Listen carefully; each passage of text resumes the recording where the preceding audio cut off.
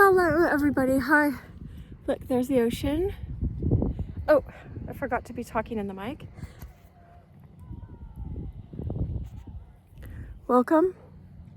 I brought a connected one so I can set my phone down wherever for the view.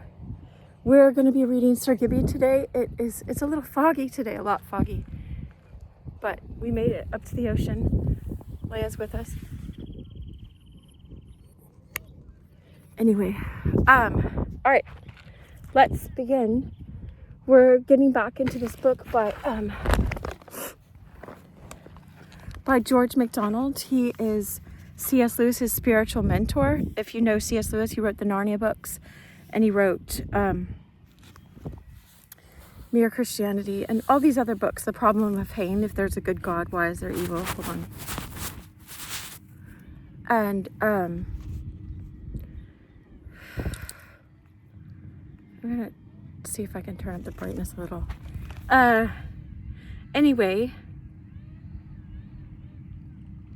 it's a book from the 1800s, so it's free copyright, but I'm not just reading it for that. I'm reading it because I love George MacDonald. He's been a father to me. I hadn't spoken to my father in many, many years, and Tolkien and C.S. Lewis and George MacDonald and others have been like fathers to me. And Callisto's Ware in my life, because I got to talk to him via email, and other people have stepped in.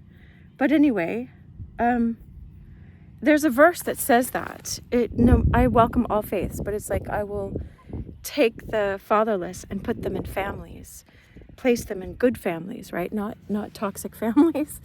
Like he'll teach us how to get out of those quick, lickety split. All right, so I have my, oh wow, I have my stand so that we can look at the ocean and it can be steady. All right, so let's start. Let's go back to where we were. It's called Sir Gibbie. I hope I said the name of the book, Sir Gibbie. And it's about this boy who lost his father and mother, and anyway, he can't speak, but he's full of love, and it teaches us so much. But it's not just about teaching. It's not someone trying to moralize you. Let's just enter the story. I have to keep trusting that the story will tell enough. That's part of the exercise here. Here we go. I do this to show people we're starting in case they fast forward through the talking at the beginning. All right, and I have this so I don't feel like I have to be close to my camera. Okay, we're on the slate. Really? There's a different slate later on. Anyway, chapter 24. From that very next day then, after he was, oh, I see, this is awesome. You'll see. A slate back then, is like a chalkboard. Good girl, Leia, good girl. She walked so far to come here. Good girl.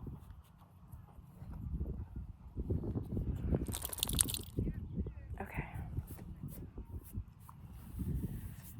From that very next day then, after he was received into the cottage on Glashgar, Gibbie, as a matter of course, took upon him the work his hand could find to do. And Janet averred to her husband that never had any of her daughters been more useful to her. I read a little bit of this because I wanted to read ahead. I wonder...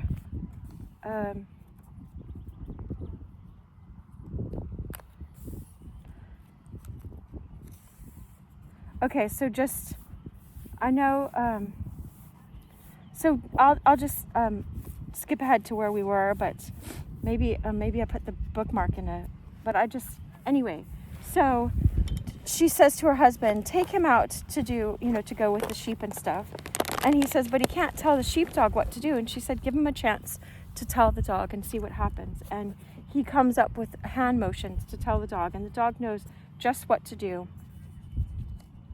Anyway, and now and indeed it was a blessed time for Gibbie. It had been pleasant down in the valley with the cattle and Donal, and foul weather sometimes, but now it was the full glow of summer. The sweet, keen air of the mountain bathed him as he ran, entered into him, filled him with life like the new wine of the kingdom of God. And the whole world rose in its glory around him. Surely it is not the outspread sea. However, well, hold on.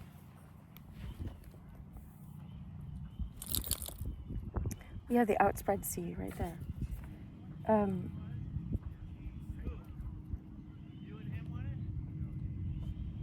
Surely it's not the outspread sea. However, the sight of its storms and its laboring ships may enhance a sense of safety to the onlooker.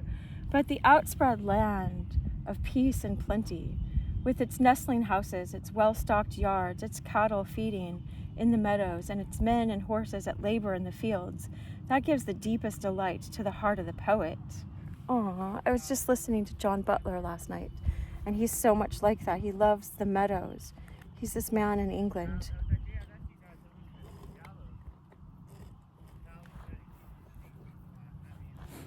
We get all of the ocean right here. I don't know if you see.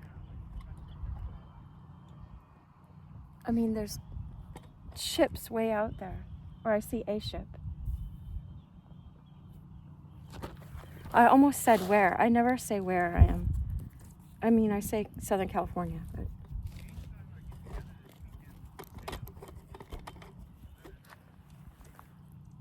there.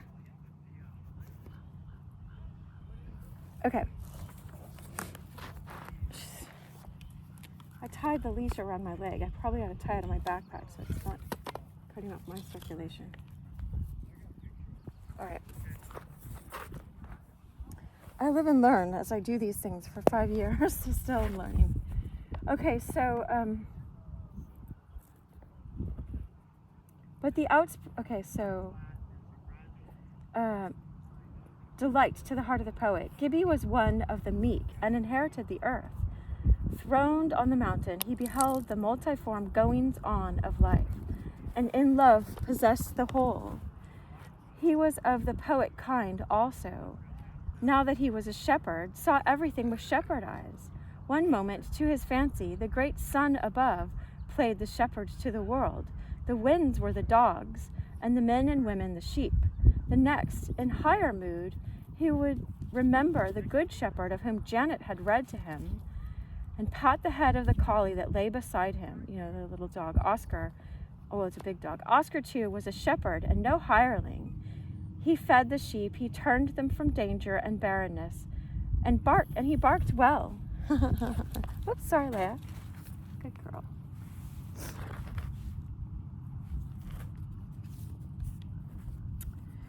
I'm the dumb dog, said Gibbie to himself, not knowing that he was really a copy and small of the good shepherd. But maybe there may be more no get to barking. Something they speak in the Scottish anyway. So I always say, if you know it, go ahead, write it in the comments for us. It pushes the story out to more people when you write in the comments and like these things and share and all that. So if you want more people to get this, then feel free to do that. That's one way you can help this channel, wherever you're seeing it, on podcast or just on YouTube or wherever. Then what a joy it was to the heaven-born obedience of the child to hearken to every word, watch every look, divine every wish of the old man, Janet's husband. I forgot his name right now. Child Hercules could not have waited on mighty old Saturn as Gibbie waited on Robert. That's his name. For he was to him the embodiment of all that was reverend and worthy, a very gulf of wisdom, a mountain of rectitude. Gibbie was one of those few elect natures to whom obedience is a delight, a creature so different from the vulgar that they have but one tentacle they can reach such with, that of contempt. Wow. So the vulgar reach out to people like Gibbie with contempt. And as a poet, sometimes. Anyway, I just love the bairn as the very apple of my eye, said Robert. Aww. I love the child. Gibbie, right? As the apple of my eye. Aww. I can scarce conceive someone, but there's a creature with a grip of it. I don't know what he's saying, but anyway. He seems to know what's rising in my mind in the moment. He's up like a dog to be ready and looks at me waiting. He just looks at him like loving to obey, loving to love. And that's how he did it in the house as well before. Nor was it long before the town-bred child grew to love the heavens almost as dearly as the earth. He would gaze and gaze at the clouds as they came and went, and watching them and the wind, weighing the heat and the cold, and marking many indications, known some of them perhaps only to himself, understood the signs of the earthly times at length, nearly as well as an insect or a swallow, and far better than long-experienced old Robert. The mountain was Gibbie's very home, yet to see him far up on it, in the red glow of the setting sun, with his dog, as obedient as himself, hanging upon his every signal, one could have fancied him a shepherd boy, come down from the plains of heaven to look after a lost lamb. Often, when the two old people were in bed and asleep, Gibbie would be out, watching the moon rise, seated still as ruined god of Egypt, on a stone of the mountainside, islanded in space, nothing alive and visible near him, perhaps not even a solitary night wind blowing and ceasing like the breath of a man's life, and the awfully silent moon sliding up from the hollow of a valley below.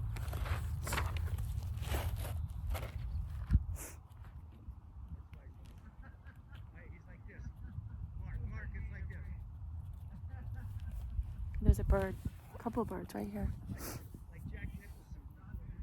We'll see. There's tourists and stuff that come around up top. So if you hear other people hiking, there's the bird in our view. We're so blessed to have this book and this moment, even if it's just on video. I mean, I get to be in the nature, but you can be in your nature listening to this, walking as you listen or sitting. Thank you, God, for this moment. Thank you, God, for this book. Bless every single person here. Bless this reading. Bless their hearts. Bless us as we learn to serve you better and better. Pray in Jesus' name, amen. All people welcome, right? I was meditating on the way here.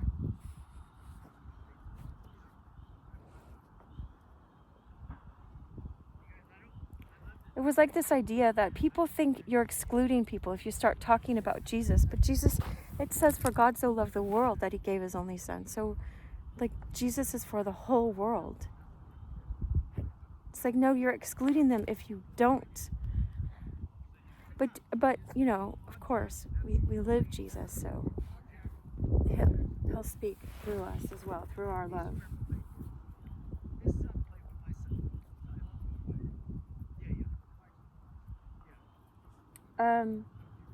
So he's watching the moon rise. If there be indeed a one spirit ever awake and aware, should it be hard to believe that that spirit should then hold common thought with a little spirit of its own? If the nightly mountain was the prayer closet of him who said he would be with his disciples to the end of the world, can it be folly to think he would hold talk with such a child alone under the heaven in the presence of the Father of both?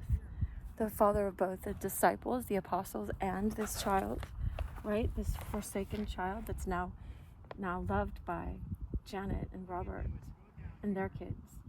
Gibbie never thought about himself. Therefore, was there wide room for the entrance of the Spirit?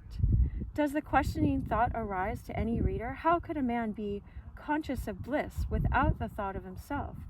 I answer the doubt. When a man turns to look at himself, that moment the glow of the loftiest bliss begins to fade. The pulsing fireflies throb paler in the passionate night, An unseen vapor steams up from the marsh and dims the star-crowded sky and the azure sea, and the next moment the very bliss itself looks as if it had never been more than a phosphorescent gleam, the summer lightning of the brain. For then the man sees himself, but in his own dim mirror, whereas ere he looks to look in that, he knew himself in the absolute clarity of God's present thought outbodying him. The shoots of glad consciousness that come to the obedient man surpass in bliss whole days and years of such ravined rapture as he gains, whose weariness is ever spurring the sides of his intent towards the ever retreating goal of his desires. Form always changes. Our goals keep coming and going, and we have new problems, and we get lost in those. I am a traitor, even to myself, if I would live without my life, he says. I think, outside, I don't know, anyway. Let's let the words just speak to us. But I withhold my pen, for vain were the fancy. Hold on.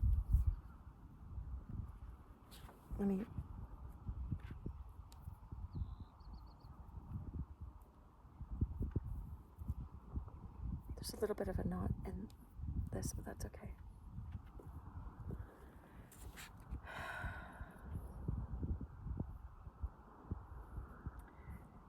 Vain were the fancy by treatise or sermon or poem or tale to persuade a man to forget himself, right? He cannot if he would. Sooner will he forget the presence of a raging tooth. Wow. There is no forgetting of ourselves, but in the finding of our deeper, our true self, God's idea of us when he devised us, the Christ in us. Nothing but that self can displace the false, greedy, whining self of which most of us are so fond and proud. And that self no man can find for himself, seeing of himself he does not even know what to search for.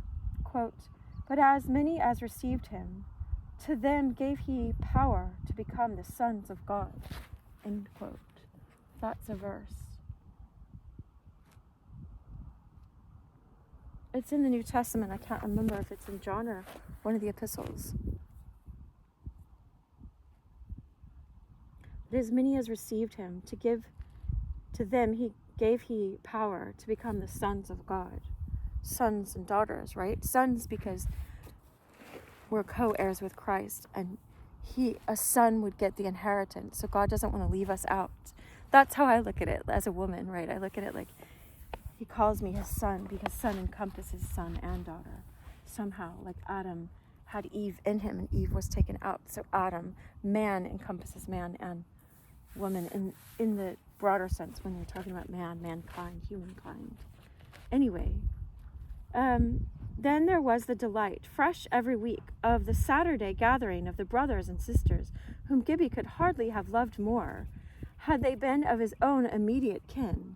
Dearest of all was Donald, whose greeting, well, creature, was heavenly. It's like, wheel, creature, crotcher. It's like this. Anyway, whose greeting was heavenly in Gibbie's ears. Donald would have had him go down and spend a day every now and then with him, and the newt, I don't know, that's like the cattle and stuff. There's I don't think that's a crow, it looks like a hawk, right above us. Well, I mean, I've got a little dog right here, but she's fine. It's not that big of a bird. And the new, as in old times, as soon as the times grow old to the young. But Janet would not hear of it until the foolish tale of the brownie should have quite blown over. But I think she's saying, I wish, she added, as she said so, I could win at something about his folk. I could learn, she wants to learn something about his parents and his background. And even where he came from or what they called him. Never a word has the creature spoken. right? "You should learn him to read, Mother," said Donald. "How would I do that, laddie?" "I would have to learn him to speak first," returned Janet. "Let him come down to me, and I'll try my hand," said Donald. Janet, notwithstanding, persisted in her refusal for the present. But Donald's words set thinking of the matter. However, she now pondered the question day after day, how she might teach him to read. And at last the idea dawned upon her to substitute writing for speech. What do they say? Necessity is the mother of invention. 1 second.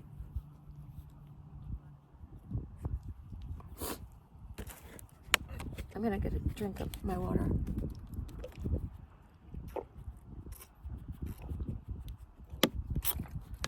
I have the water bowl out for Leia. All right. Okay, so she got to thinking. She took the shorter catechism, which in those days had always an alphabet as janitor to the gates of its mysteries. So they have these little books with a catechism, how you teach your children about God. And there's an alphabet at the beginning. I remember this because I got an old school book from even like the 1800s. This is from then. From like the Little House on the Prairie days, if you know Laura Ingalls Wilder. And it's actually, David put it in the Psalms, if you want to learn Hebrew, the language Hebrew. There's a psalm he wrote with every Hebrew letter: Aleph, Bet, Gimel, Dalet, He, Vav, Chet, Tet, Yud, Kaf, Lamed, Mem, Nun. That's part of the Hebrew alphabet. And it's like if we did a poem and we started, apples are glorious, blah, blah, blah, and then bananas are also, this is beautiful poetry, right? But anyway, he has that. And so I always loved that. I was like, if I got stranded on a desert island and I only had a Bible, I could teach myself Hebrew by sounding out. Because he puts most Bibles, ancient Bibles type, they say Aleph and they show the letter and then it begins that stanza or whatever. Anyway, I forget which psalm that is, but you can find it. I mean, now you can just look online and learn Hebrew and get Duolingo and all that stuff. Whatever. I'm not trying to promote any company. Anyway, so she took the shorter catechism, which in those days had always an alphabet as janitor to the gates of its mysteries, who with the catechism as a consequence, even dimly foreboded, who with the catechism as a consequence, even dimly foreboded, would have learned it, and showed Gibbie the letters, naming each several times and going over them repeatedly. Then she gave him Donald's school slate, the chalkboard, with a sklet pike, and said, "Now make a muckle, a creature."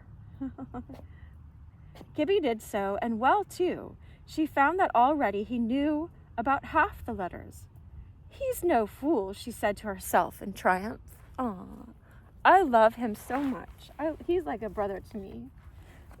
Because it's like, even if he's fiction, he's George MacDonald. Just put him, anyway, he put his own life in him.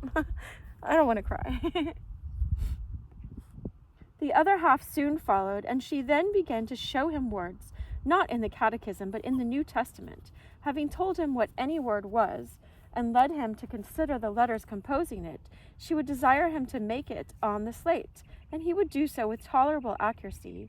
She was not very severe about the spelling, if only it was plain he knew the word. Ere long he began to devise short ways of making the letters, and soon wrote with remarkable facility in a character modified from the printed letters. When at length Janet saw him take the book by himself and sit pondering over it, she had not a doubt he was understanding it, and her heart leapt for joy.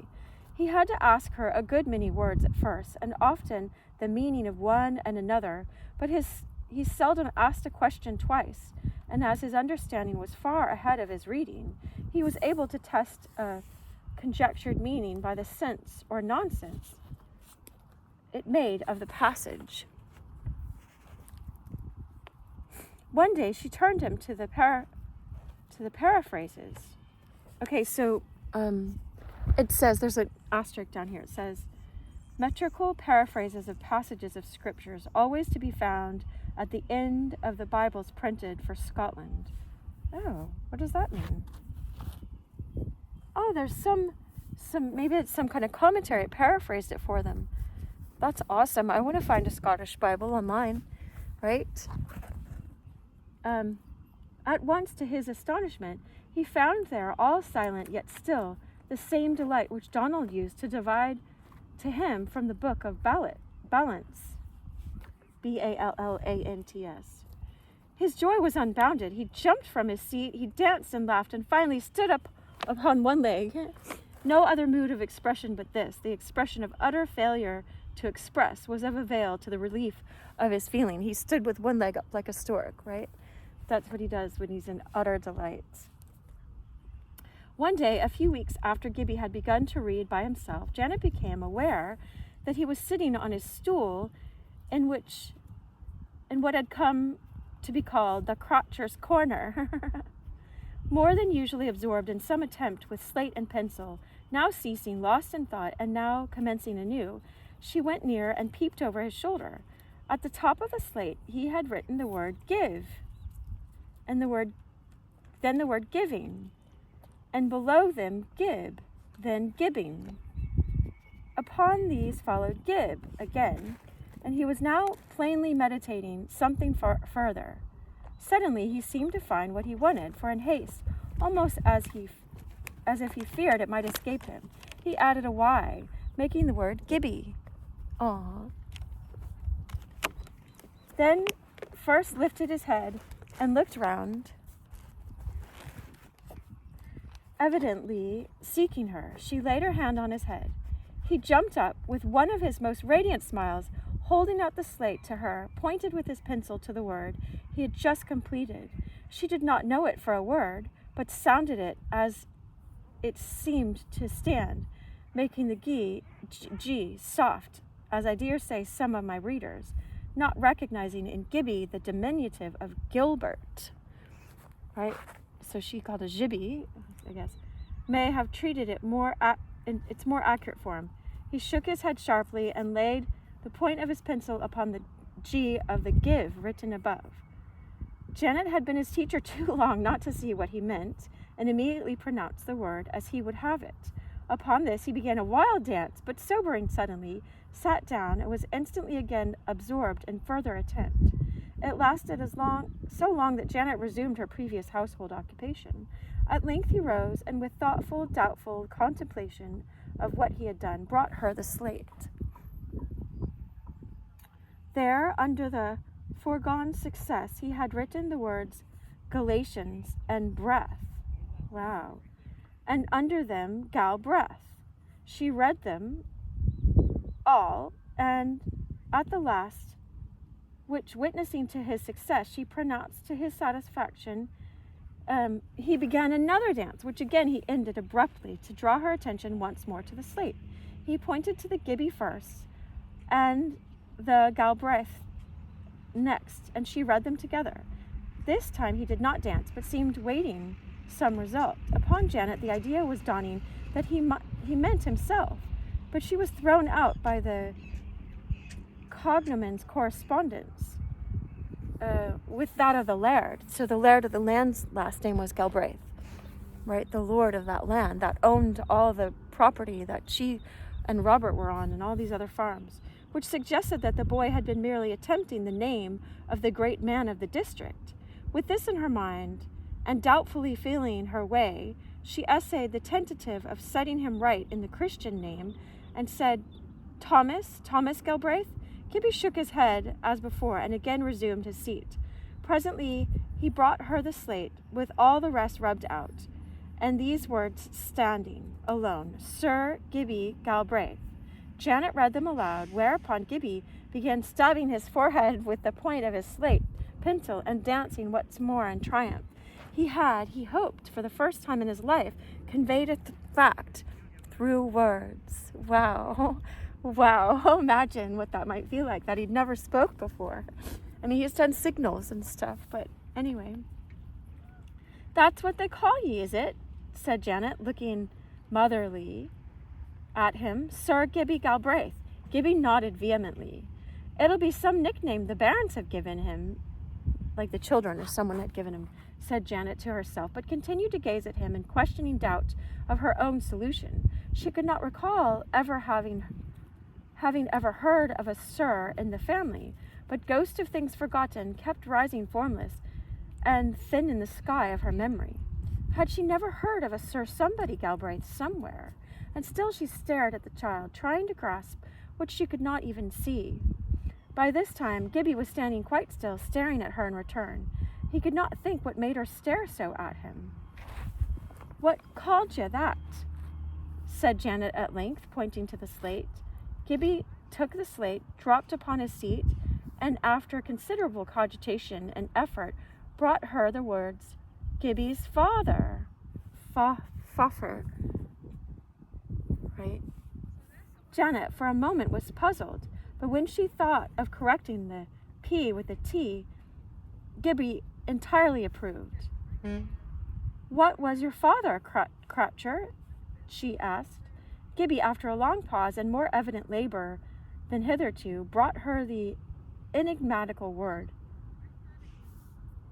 "Astur." Anyway, it's this word right here. Which, ASOOTR, which the Sir, running about in her head, quite defeated Janet. Perceiving his failure, he jumped upon a chair, and reaching after one of Robert's Sunday shoes on the crop of the way, I don't know what the it's like, anyway, something of the way, the natural shelf running all around the cottage, formed by the top of the wall, where the rafters rested, caught hold of it and tumbled with it upon his creepy, took it between his knees, and began to pantomime of the making or mending of the same, with such verisimilitude of imitation that it was clear to Janet he must have been familiar with the process collectively called shoemaking, and therewith she recognized the word on the slate, a suitor. Oh, okay. A suitor. That must be an old word for someone who makes shoes, repaired them.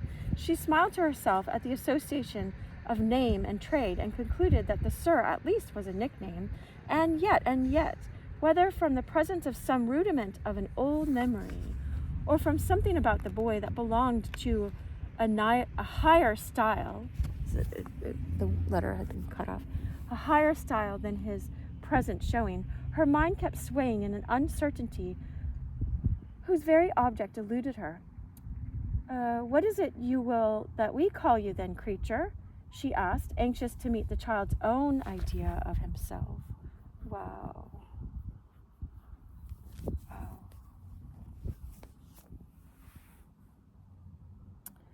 He pointed to the Gibbie. "Weel, Gibbie," responded Janet, and at the word, now for the first time addressed by her to himself, he began dancing more wildly than ever, and ended with standing motionless on one leg. Now, first and at last, he was fully recognized for what he was. Well, he's so much more than his name, right? "Weel, Gibbie, I say what you think fit," said Janet. "And no gang you was, Gibbie, and seeing as Crummie's no over far a sight." I can't remember it, Crummie. Seeing it Crummie's no over far a sight. Anyway, from that hour, Gibbie had his name from the whole family, his Christian name only, however, Robert and Janet having agreed it would be wise to avoid whatever might possibly bring the boy again under the notice of the laird. The latter half of his name they laid aside for him, as parents do, a dangerous or overvaluable gift to a child.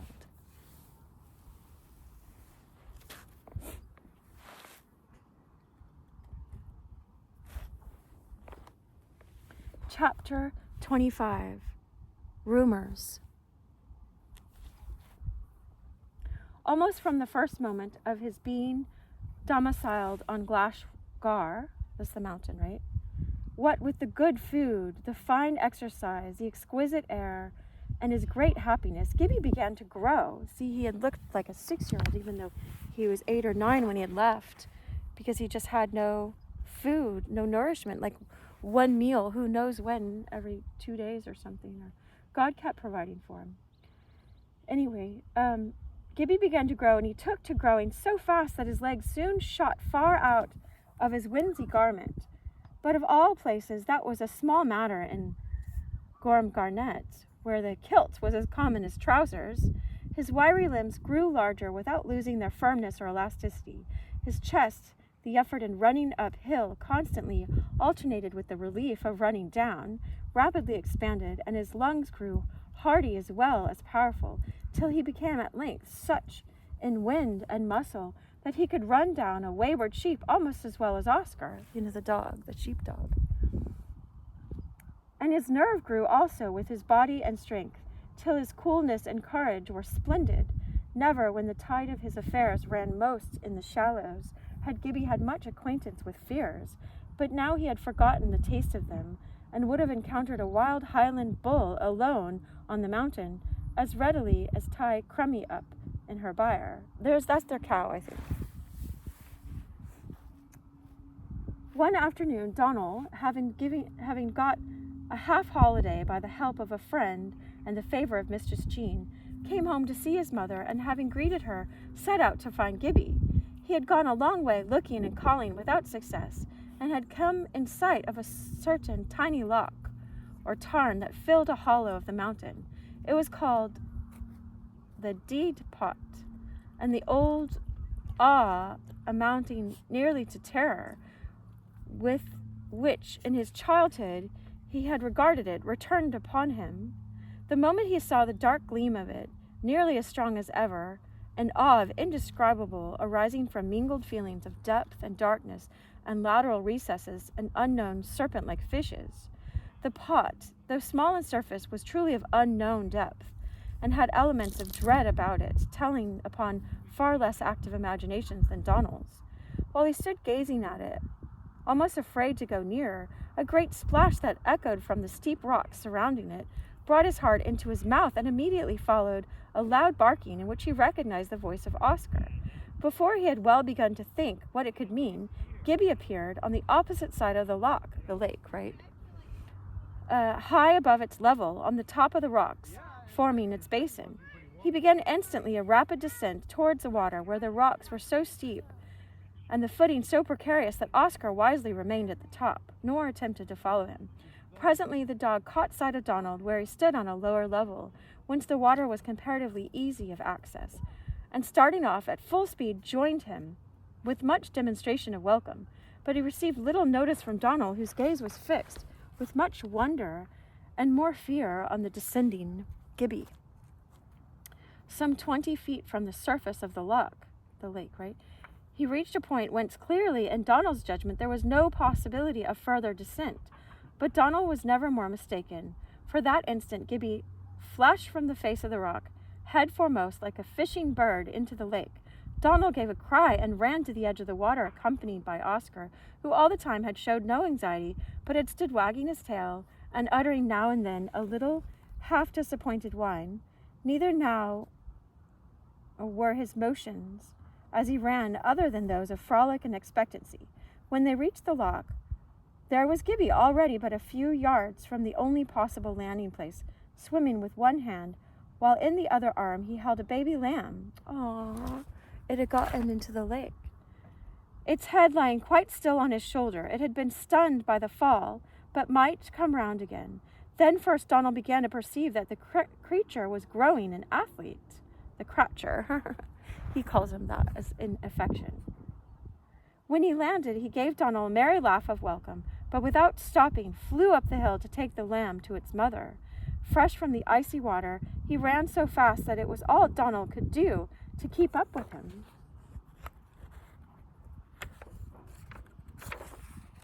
The Deed Pot, D-E-I-D, that's what he's calling it, I don't know. Hold on. Wait, you're pulling this, cutting off the circulation. There you go. Then taught Gibbie what swimming it could, which was not much, and what diving it could, which was more. But the nights of the following summer, when everybody on mountain and valley were asleep, and the moon shone, he would often go down to the Dower, and throwing himself into its deepest reaches, spend hours in lonely sport with water and wind and moon. He had by that time learned things knowing which a man, he had by that time learned things, knowing which a man can never be lonesome, right? When you have the moon and the lake and the swimming and the stars, you know, how many 7 centillion stars my nephew have said, something like that. And God, it says in the Psalms somewhere, or it's in the scripture, it says God knows the names of each of those stars. He knows all the hairs on our head, right? And so in him we live and move and have our being. So the things he knew, he could never be lonesome. I wish that for all of us. The few goats on the mountain were, for a time, very inimical to him. Goats would come after him, right? So often did they butt him over, causing him sometimes severe bruises, that at last he resolved to try conclusions with them. And when next a goat made a rush at him, he seized him by the horns and wrestled with him mightily. This exercise once begun, he provoked engagements until his strength and aptitude were such as so well known that not a billy goat on Glashgar would have to do with him. But when he saw that every one of them ran at his approach, Gibbie, who could not bear to be in discord with any creature, changed his behavior towards them and took equal pains to reconcile them to him, nor rested before he had entirely succeeded. Wow, that's so sweet. Every time Donald came home, he would bring some book of verse with him, and leading Gibbie to some hollow, shady, or sheltered, as the time required, would there read to him ballads or songs or verse more stately, as mood or provision might suggest. The music, the melody, and the cadence, and the harmony, the tone and the rhythm, and the time and the rhyme, and instead of growing common to him, rejoiced Gibbie more and more every feast. And with ever-growing reverence, he looked up to Donald as a mighty master magician. But if Donald could have looked down into Gibbie's bosom, into his heart, he would have seen something there beyond his comprehension. For Gibbie was already in the kingdom of heaven, and Donald would have to suffer before he would begin even to look about for the door by which a man may enter into it. Wow, look. Bird's right here. Yeah, those are hawks. Those are not crows. I'm like, not my dog. She's under my leg right now.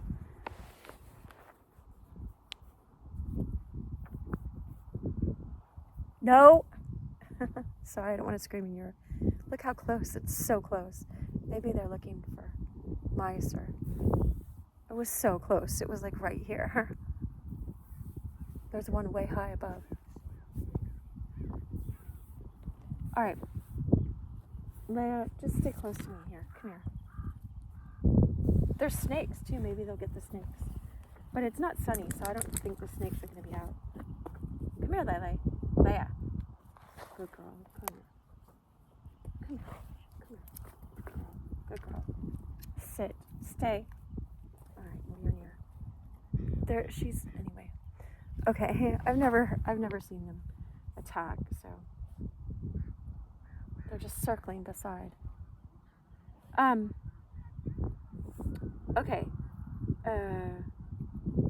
So Donald would have to suffer before he would begin even to look about for the door by which a man may enter into it. If you want to know more, you can read St. Teresa of Avila's The Interior Castle, or St. John of the Cross, The Ascent of Mount Carmel. And they talk about these things in depth. Or I have 60 hours of mysticism, studying the nature and development of spiritual consciousness by Evelyn Underhill. 60 hours I read out here, a lot of the time out here, in different places. Usually at sunset, so the sun's setting, it's really awesome over the ocean. But anyway, those are out for free right now. Anyway, that's just intellectually, but not more than intellectually. Teresa of Avila and St. John of the Cross speaks so beautifully spiritually. All right. I wonder how much Gibbie was indebted to his constrained silence during all these years of his life. He didn't get to speak. Just imagine how much you could enter into the kingdom of heaven if you didn't speak, right? And you just were silent so often. He learned not to be in his egotism, but into this Christ self. It's in John 1:9. It's not a New Age thing. They take it, but it's understanding your identity in Christ. And also, anyway, he created all things. He put the light. He is the light, which is the light of all men, it says. So, I don't know. You explain that to me. Anyway. I wonder how much Gibbie was indebted to his constrained silence during all these years. That he lost by it, no one will doubt. That he gained also, a few will admit, though I should find it hard to say what and how great. I cannot doubt it bore an important part in the fostering of such thoughts and feelings and actions as were beyond the vision of Donald, poet as he was growing to be. While Donald read, rejoicing in the music, both of sound and sense, Gibbie was doing something besides. He was listening with the same ears and trying to see with the same eyes, which he brought to bear upon the things Janet taught him out of the book, the Bible. That's a crow. Anyway, already those first weekly issues, lately commenced, of a popular literature had penetrated into the mountains of Gormgarnet. But whether Donald read Blind Harry from a thumbed old modern edition, or some new tale or neat poem from the Edinburgh Press, Gibbie was always placing what he heard by the side, as it were, of what he knew, asking himself in this case and that, what Jesus Christ would have done, or what he would require of a disciple. There must be one right way, he argued. Sometimes his innocence failed to see that no disciple of the Son of Man could, save by fearful failure, be in such circumstances as the tale or ballad represented. But whether successful or not in the individual inquiry, the boy's mind and heart and spirit, in this silent, unembarrassed brooding, as energetic as it was peaceful, expanded upwards. When it failed to widen, and the widening would come after, gifted from the first of his being with such a rare drawing to his kind, he saw his utmost affection dwarfed by the words and deeds of Jesus, beheld more and more grand the requirements made of a man who would love his fellows as Christ loved them. When he sank foiled from any endeavor to understand how a man was to behave in certain circumstances, these or those, he always took refuge in doing something, and doing it better than before, leaped the more eagerly if Robert called him, and spoke the more gently to Oscar, turned the sheep more carefully, not to scare them, as if by instinct he perceived that the only hope of understanding lies in doing. He would cleave to the skirt when the hand seemed withdrawn. He would run to do the thing he had learned yesterday, when as yet he could find no answer to the question of today. Thus, as the weeks of solitude and love and thought and obedience glided by, the reality of Christ grew upon him, till he saw the very rocks and heather and the faces of the sheep like him, and felt his presence everywhere, and ever coming nearer. Nor did his imagination aid only a little in the growth of his being. He would dream waking dreams about Jesus, gloriously childlike. He fancied he came down every now and then to see how things were going in the lower part of his kingdom, and that when he did so, he made use of Glashgar and its rocks for his stair, coming down its granite scale in the morning, and again, when he had ended his visit, going up in the evening by the same steps. Then high and fast would his heart beat at the thought that some day he might come upon his path, just when he had passed, see the heather lifting its head from the trail of his garment, or more slowly out of the prints left by his feet as he walked up the stairs of heaven, going back to his Father. Sometimes when the sheep stopped feeding and looked up suddenly, he would fancy that Jesus had laid his hand on its head and was now telling it that it must not mind being killed, for he had been killed, and it was all right. Right? Wow. Be kind. That's what my shirt says. Although he could read the New Testament for himself now, he always preferred making acquaintance with any new portion of it first from the mouth of Janet. There's all the hawks. Yeah. Leia. Good girl. Stay close. Come here. Leia. Leia. Look. Look. Do you see them? Look at the hawks. Over there in the sky, sweetie. Yeah. She doesn't want to be held right now. She wants to be on her own. All right. Leia. Come here. Leia. Look up. The dogs, they don't look up often. Come here. Oh, hold on. Look. See? Look up there. I don't want you scared. I just want you aware.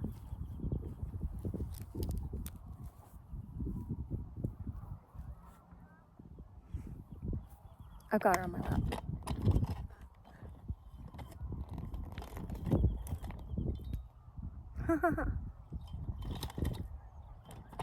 Good girl.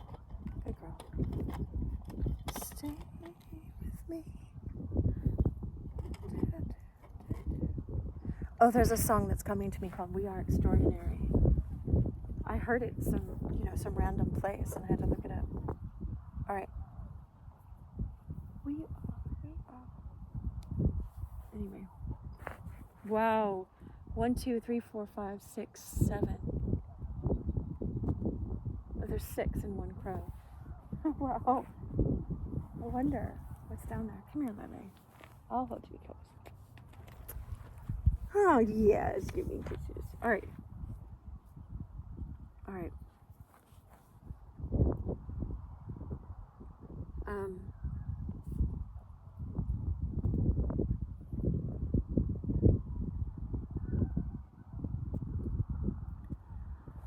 So he liked making acquaintance with any new portion of it first from the mouth of Janet, right? Because she had such a love for Jesus, and it's just like not sullied by, anyway, doctrines and stuff. But I mean, you can learn some stuff from doctrines. Anyway, it says her voice made the word more of a word to him. But the next time he read, it was sure to be what she had then read. She was his priestess. Wow, that we're all called to be kings and priests, queens and priestesses, because a priest brings God to the people and the people to God. Leia, you're going to go after these? No, just stay here. Come here. All right. All right. You're your own dog, too. What are you smelling? Anyway, sorry, I'll go back to our story. Come here. Come here. Stay close to me, girl. Come here. All right. So, she was his priestess. The opening of her Bible was the opening of a window in heaven. Her cottage was the porter's lodge to the temple. His very sheep were feeding on the temple stairs.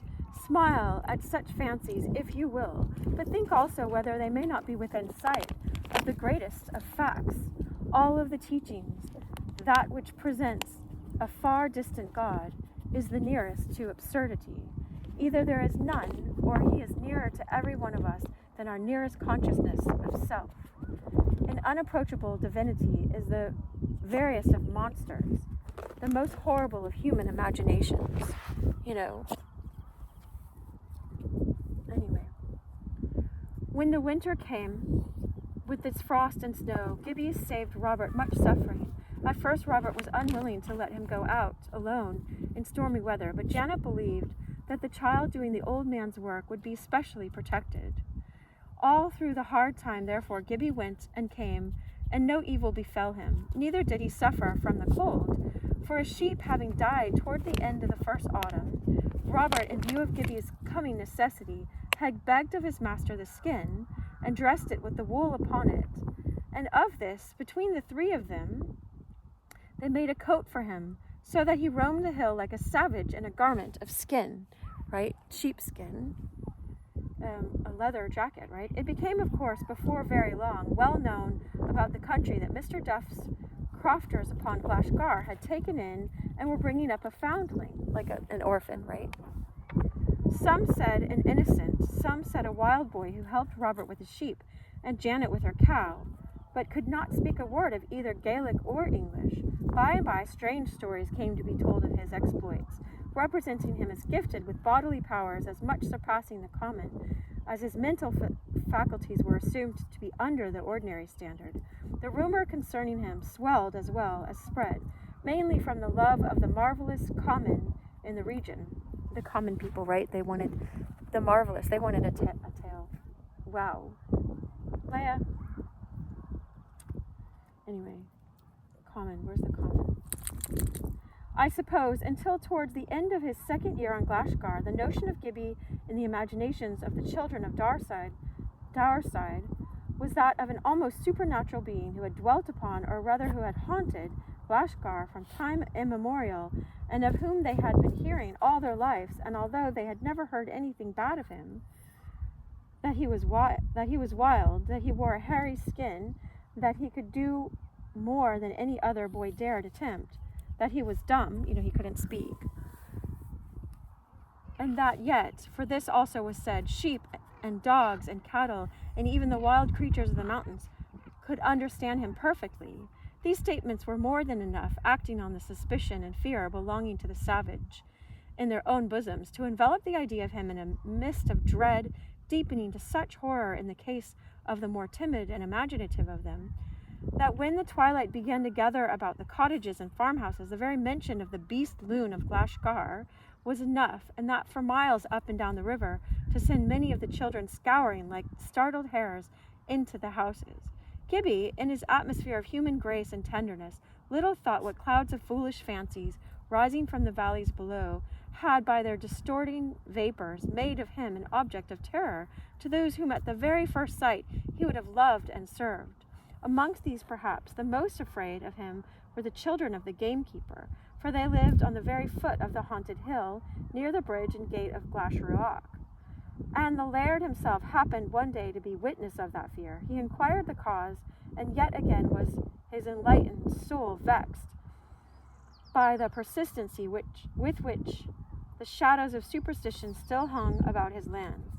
Had he been half as philosophical as he fancied himself, he might have seen that there was not necessarily a single film of superstition involved in the belief that a savage roamed a mountain, which was all that Mistress Mick felt, depriving the rumor of its richer coloring, ventured to impart as the cause of her children's perturbation. But anything a hair's breadth out of the common was a thing hated of Thomas Galbraith's soul, and whatever another believed which he did not choose to believe, he set down at once as superstition. He had therefore immediate communication with his gamekeeper on the subject, who in his turn was scandalized that his children should have thus proved themselves unworthy of the privileges of their position, and given annoyance to the liberal soul of their master, right? And took care that both they and his wife should suffer in consequence. The expression of the man's face as he listened to the laird's complaint would not have been a pleasant sight to any lover of Gibbie, but it had not occurred either to the master or a man that the offensive being whose doubtful existence caused the scandal was the same towards whom they had once been guilty of such brutality. They whipped him across his back for nothing. Nor would their knowledge of the fact have been favourable to Gibbie. The same afternoon the laird questioned his tenant of the Mains concerning his cottars, and was assured that better or more respectable people were not in all the region of Grand Garnet. When Robert became aware, chiefly through the representation of his wife and Donald, of Gibbie's gifts of other kinds than those revealed to him by his good shepherding, he began to turn it over and over in his mind, and by referred to the question to his wife whether they ought not to send the boy to school, that he might learn the things he was so much more than ordinarily capable of learning. Janet would give no immediate opinion. She must think, she said, and took 3 days to turn the matter over in her mind. Her questioning cogitation was to this effect: what need has a man to know anything but what the New Testament teaches him? Right? Life was little to me before I began to understand its good news. Now it's more than good. It is grand. But then man is to live by every word that proceedeth out of the mouth of God. And everything came out of his mouth. When he said, let there be this and let there be that. Whatever is true is his making. And the more we know of it, the better. Besides, how much less of the New Testament would I understand now if it were not for things I had gone through and learned before? Aye, Robert, she answered, without preface, the third day. I'm thinking there's a heap of things gone I had them. It would help me to know what the master spake till. It would be a sin not to let the laddie learn, but what'll take the trouble needful to the learning of a poor dummy? Who will take because he's dumb, so they think they know he's not dumb, but they know that the world will look at him as that. Let him be going down to the mains and herd with Donald, answered Robert. He knows something down there, Gibbie, whether he's learnt, and Donald can show him. It'll be time to think what he thinks. He knows a master down there, a teacher, that will determine. We'll, answered Janet. None can say, but there's that, since Robert and though we're almost done with this chapter, so I'm wrapping it up. I hope between the two of them, they will, something about the corn. The corn's almost cutting now, Robert, and for the matter, the good conscience, they'll help each other. Anyway, they help each other. You can go to the day of the learning, and then not thinking more about the sheep. Anyway, he's talking. Anyway, Gibbie was delighted with the proposal. Only, said Robert, in final warning, don't you let them take you, Gibbie, and score your back again, my creature. And don't you answer nobody when they ask you where you came from or anything no more. Or something, I don't know what they're saying here. You can look at it and write it for us if you want, if you will. The boy laughed and nodded. And as Janet said, the Baron's Nick was good and the best man in the world. He understood. He understood more than the best man in the world, I think she's saying. Now came a happy time for the two boys. Donald began at once to teach Gibbie Euclid and arithmetic. When they had had enough of that for a day, he read Scottish history to him. And when they had done what seemed their duty by that, then came the best of the feast. Whatever tales or poetry Donald had laid his hands upon. Somewhere about this time it was that he first got hold of a copy of the Paradise Lost. He found that he could not make much of it, but he found also that, as before with the ballads, when he read from it aloud to Gibbie, his mere listening presence sent back a spiritual echo that helped him to the meaning, and then neither of them understood it. The grand organ roll of it, losing nothing in the Scotch vowling, delighted them both. Once they were startled by seeing the gamekeeper enter the field. The moment he saw him, Gibbie laid himself flat on the ground, but ready to spring to his feet and run. The man, however, did not come near them, thank God. Right, so chapter 26 is the next, called The Gamekeeper. So we'll start up there. That's the plan. Thanks for being here. Make sure to like and share and all of that to all my videos, if you will. When you listen to them, take a moment to like them. It's just a kindness you can do back. Thanks so much. Much love.